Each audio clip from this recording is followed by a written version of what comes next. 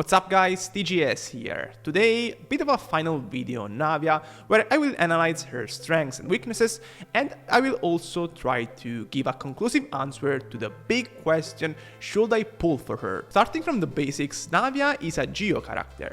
And while this characteristic is generally answered by a lot of skepticism by players, being Geo doesn't necessarily have to be bad. By design, Geo is a neutral element in terms of team building, and that means that you don't have particular restrictions in terms of elemental reactions or elemental setup in order to make a Geo character work on your team. In fact, being able to fit on a team has never been the issue for Geo characters. Think of Albedo or Zhongli, they're some of the most glaring examples we have in the game of plug-and-play characters. You can just put them on any team and they will probably perform fine. There is also another side to this, which is Itto, who admittedly is more restricted compared to other Geo units, but that's more because of his own limitations in terms of kit. So for example, the energy requirements, the playstyle, it's not because of the Geo typing. Of course though, if I was trying to say that Navia is just like Albedo, I would probably not be making a very compelling point here, let's be honest. That would mean that she is a total skip. What I'm trying to say is that Navia retains the kind of flexibility and neutrality the Geo element has, while also being stronger than most of the Geo units in the game, if not the best Geo unit in the game. She is a character that can be played both in a main carry role and in an off-field DPS role. If I had to make a comparison, she is kinda like Yae, because Yae is an electro character that can be played as a carry on quicken teams where she's paired with Fischl, for example, but she can also function as a sub DPS perfectly well,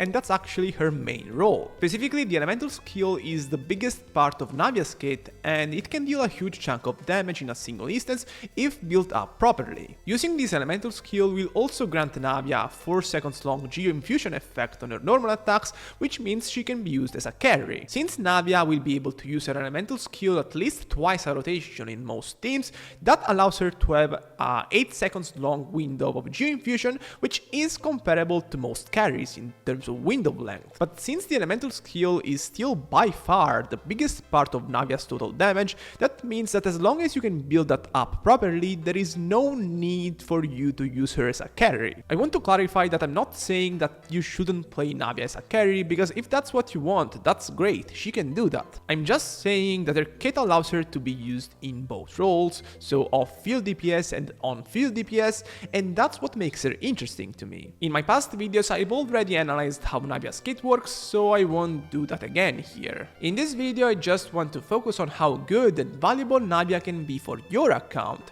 so you can decide whether to pull for her or not. Before I move on, let me remind you all that if you enjoy my content and my theory crafting, you can show your support by subscribing and leaving a thumbs up, and also following me on Twitter. Starting from her viability as a carry, when we consider that, we're taking into account a vast amount of teams, because she can basically fit everywhere. Considering that the only thing she relies on is crystallites in terms of elemental reaction, as long as she has allies that allow her to trigger this reaction, she will be fine. On top of that, since she scales off attack, that allows her to be paired with Bennett perfectly, and by itself that creates a lot of synergies. Think of characters like Xianling and Fischl, who can snapshot Bennett's elemental burst buffs. They won't be quite as good as they are on the best teams, but they will do decently on this Navia team. Then, if you add to the fact she will use normal attacks while she's on field, that makes her synergize well with Yanan, Xingqiu, Beidou, so the possibilities are truly endless here, and I really find it hard to believe that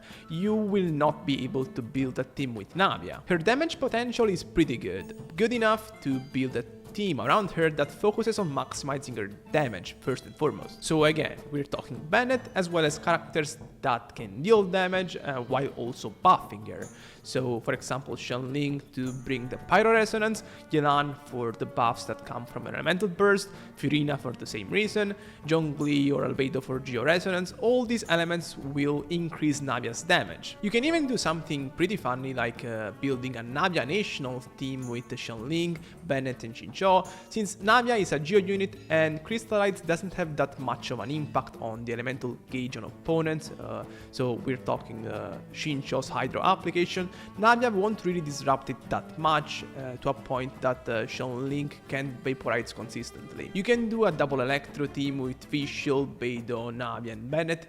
Really, there is a lot you can do with this character. The issue at hand here though is that she probably lacks a clear-cut best team, like a team that makes you scream, oh, this character really fits well here. She has a lot of teams that will perform well, but she lacks that extra I guess, that extra element that makes you say, oh, this character has this theme that is exceptional. For example, their theoretical best theme as a hyper carry includes Bennett, a second Geo for the Geo Resonance, and one between Yelan and Furina. This other Geo character named Noelle can use a very similar theme structure, so Furina and two characters that can also increase her damage further, and she can do it with similar results, if not better. The team DPS between this Noelle team and the other Navia team are pretty similar, but Noelle can also do the same kind of damage in huge AoE range, which gives her an advantage, and I'm probably inclined to say that the Noelle